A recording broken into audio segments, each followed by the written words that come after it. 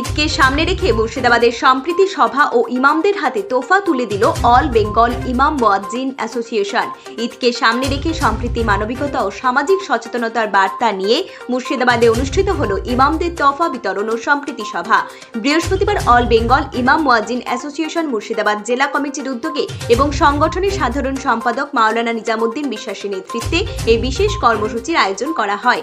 অনুষ্ঠানে জেলার বিভিন্ন প্রান্ত থেকে আগত বহু ইমাম, আলেম, ওয়ালেমা ও সমাজের বিশিষ্ট ব্যক্তিবর্গ উপস্থিত ছিলেন।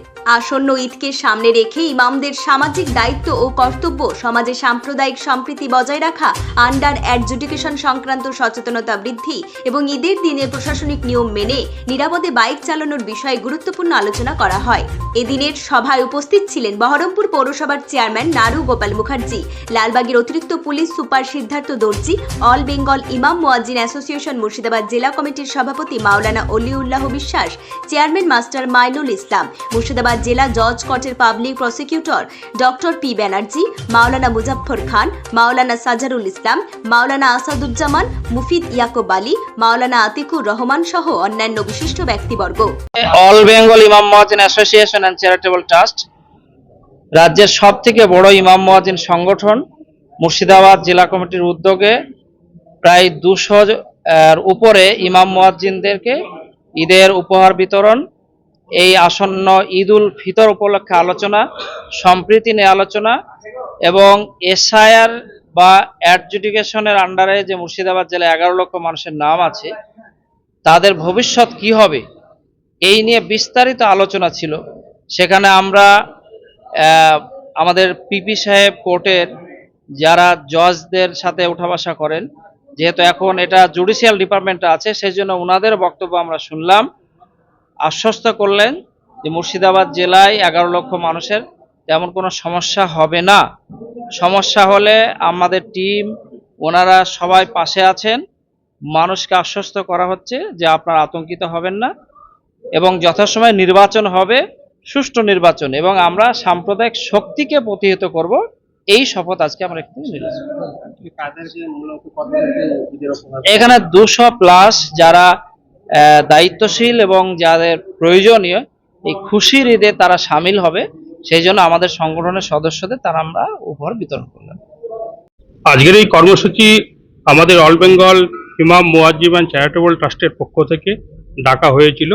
এখানে আমরা যারা পশ্চিমবঙ্গে যে 11 লক্ষ লোক বাদ গেছে এবং তার কিয়দংশই হচ্ছে সংখ্যালঘু সম্প্রদায়ের মানুষ, তারা ভীষণ আতঙ্কে আছে এসআইআর নিয়ে, এবং এসআইআর বিচার প্রক্রিয়ার আওতাধীন যখন হয়েছে বিচারপতিরা কেমন কাজ করছেন এবং মানুষকে আতঙ্কে না থাকার একটা পরামর্শ বা সাংবিধানিক অধিকার রক্ষার দায় আমাদের ভারতবর্ষের সবার।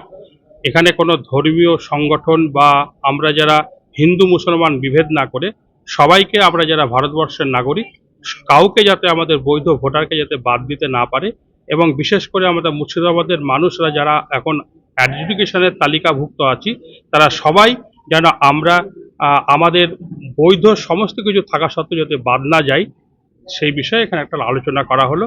পরবর্তী আমাদের লড়াই সংগ্রাম বা কি পদক্ষেপ করা হবে এই চ্যারিটেবল ট্রাস্টের পক্ষ থেকে আবার নেওয়া হবে। আমার নাম কল্পতরু ঘোষ, পাবলিক প্রসিকিউটর, মুর্শিদাবাদ। আজ অল বেঙ্গল ইমাম মুয়াজ্জিন অ্যাসোসিয়েশন অ্যান্ড চ্যারিটেবল ট্রাস্টের পক্ষে আলোচনার জায়গা জেলা কালেক্টরেট ক্লাব। এখানে আমাদের সংগঠন প্লাস আইনের যারা কাজ করেন, আমাদের জেলার পিপি কল্পতরু ঘোষ মহাশয় সহ অনেক লয়ার মহাশয়ের উপস্থিত ছিলেন।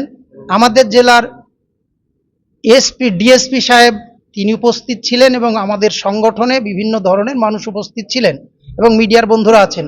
সবাইকে সামনে রেখে একটা আলোচনা যে একটি ভীষণভাবে মানুষের মধ্যে আতঙ্ক ছড়িয়েছে, তো আমরা সর্বস্তরের মানুষ ঐক্যবদ্ধ প্রচেষ্টার মধ্য দিয়ে কিভাবে আতঙ্ক মুক্ত করতে পারি বা মানুষ যারা বৈধ ভোটাধিকার থেকে বঞ্চিত কেউ না হন তার জন্য যৌথ আন্দোলন উদ্যোগ নিতে পারি, তা নিয়ে আলোচনা করা হলো। প্রত্যেকটি মানুষকে আমরা বিনীতভাবে অনুরোধ করব, আতঙ্কগ্রস্ত নয়, আমরা সর্বস্তরের মানুষ ঐক্যবদ্ধ প্রচেষ্টার মধ্য দিয়ে যে সমস্যা আমাদের সামনে একটা শ্রেণী নিয়ে এসে হাজির করেছে সেই সমস্যার সমাধানের জন্য আমরা এগিয়ে যাব। সর্বোপরি আমাদের এখন বিচার প্রক্রিয়া চলছে, অ্যাডজুডিকেশনে যারা আছেন তাদের জাজ সাহেবরা তাদেরকে দেখছেন, আশা করি সেখানে আমরা ম্যাক্সিমামটাই রিকভার হয়ে যেতে পারবো।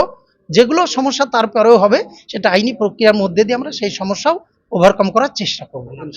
আমি মোহাম্মদ মাইনুল ইসলাম, আমি এই সংগঠনের চেয়ারম্যান।